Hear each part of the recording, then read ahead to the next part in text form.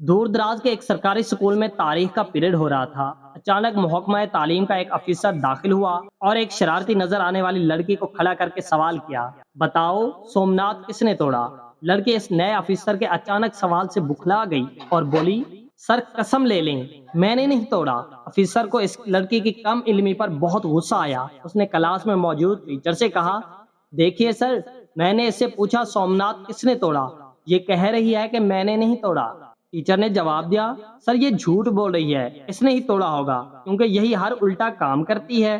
Teacher की तालीमी काबिलियत देखकर महकमा तालीम के अफसर का पारा चढ़ गया और उसने प्रिंसिपल को बुलवा लिया और उससे कहा, मैंने इस लड़की से पूछा सोमनाथ किसने तोड़ा, ये कहती है मैंने नहीं तोड़ा। और जब आपके स्कूल के तारीख के टीचर से पूछा तो उन्होंने कहा कि इसने तोड़ा होगा। क्या आपके स्कूल में यही काबिलियत है? प्रिंसिपल साहब ने राजदाराना लहजे में जवाब दिया, सर बच्ची है, गलती हो गई होगी। आप मुझे बताएं कितना नुकसान हुआ, मैं खर्चा दे देता हूँ। बात यहीं दबा देते हैं।